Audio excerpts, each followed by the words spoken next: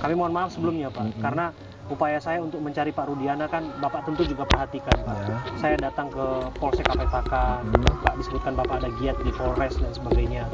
Terus juga ada upaya yang terus kami lakukan dan lain sebagainya. Ini bukan berarti untuk menutupi sesuatu Pak. Dalam ini saya sama sekali tidak ada tutup-tutupi, namun tadi saya sampaikan tadi, saya sebagai anggota polisi aktif tentunya harus tetap saya mentaati aturan-aturan yang ada.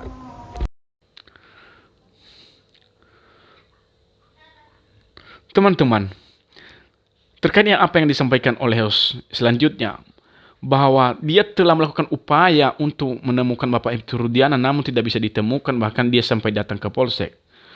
Lalu karena tidak dapat ditemukan, dia timbul pertanyaan, bukankah itu sesuatu hal yang ditutupi? Pertanyaan semacam itu membuat saya terharu. Lalu jawaban dari Bapak Ibtu Rudiana sangat menyenangkan. Dia mengatakan bahwa tidak ada yang ditutup-tutupi dalam hal ini.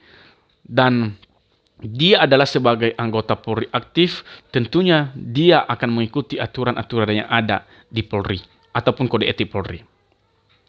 Oleh karena itu teman-teman, saya hanya bertanya kepada Bapak Ibtu Rudiana, aturan apa Pak yang ada di pihak Polri ataupun peraturan Kapolri yang ada di pihak Polri untuk melarang setiap orang ataupun untuk melarang pihak Polri menyampaikan gagasan atau menyampaikan keterangan di depan media sosial ketika anggota Polri itu sebagai anggota keluarga yang mengalami, yang menjadi korban pihak pembunuhan seperti peristiwa itu.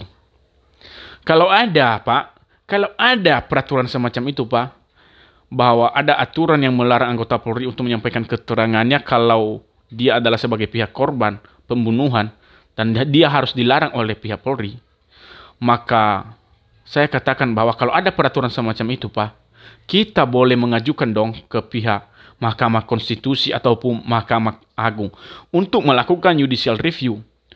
Karena saya nilai itu adalah mendiskriminasi hak seseorang. Karena tidak berdasarkan Undang-Undang Dasar. Sedangkan Undang-Undang Dasar telah menegakkan keadilan bahwa segala warga negara sama kedudukannya di mata hukum. Oleh karena itu, berarti tidak ada, tidak boleh dong didiskriminasi kalau kita pihak korban. Tetapi kalau di dalamnya sebagai anggota Polri, kalau itu terjadinya ke semacam Polri antara Polri, mungkin masih masuk akal. Tetapi kan yang kita tanyakan ini adalah Anda sebagai pihak keluarga, Anda sebagai pihak orang tua Eki, terlepas dari sebagai anggota Polri, tidak mungkin semuanya dikaitkan untuk dilarang. Enggak, karena selama ini pertanyaan masyarakat bahwa harusnya kalau dia sebagai pihak korban, dia dapat memberikan keterangannya. Namun apa kaitannya dengan Polri? Terlepas dari itu maksud kita Pak. Oleh karena itu, Bapak Ibtu Rudiana, yang seharusnya menurut saya Pak, ketika ditanyakan seperti ini, alangkah bagusnya jangan saat berkunjung Pak. Karena bagaimanapun juga ada tekanan batin kepada Bapak. Tekanan batinnya Bapak sedang berkunjung di kuburan almarhum. Artinya Anda merasakan tekanan batin, mengingat masa-masa hidup anakmu itu. Pasti Anda bersedih. Oleh karena itu, bisa dong di rumah atau di mana. Dan harusnya Pak kalau dikunjungi seperti ini tanpa didampingi oleh kuasa hukum dong, biar lebih fleksibel. Kenapa harus didampingi oleh kuasa hukum? Itulah yang menjadi pertanyaan kita. Semacam itukah? Apakah harus didampingin kemana-mana? Bahkan sampai Anda berkunjung di kuburan?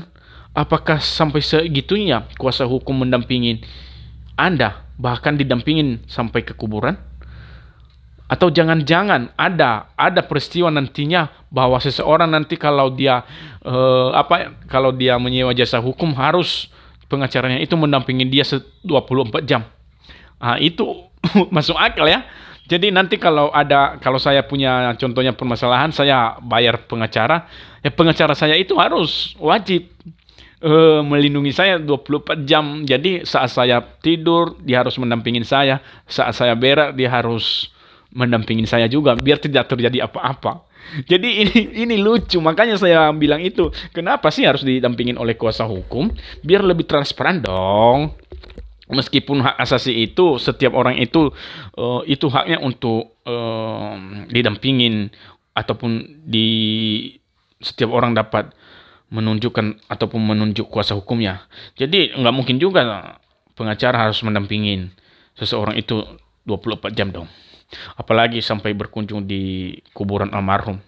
Kan ada media juga. Kan nggak etis menurut saya. Tapi hal itu saya tidak bisa menyimpulkan lah ya. Itu hanya sebagai bahan pertimbangan tadi. Oke teman-teman, hanya itu aja yang bisa saya sampaikan. Jadi ini bahan pertimbangan buat kita, kalian yang akan menilai. Terima kasih.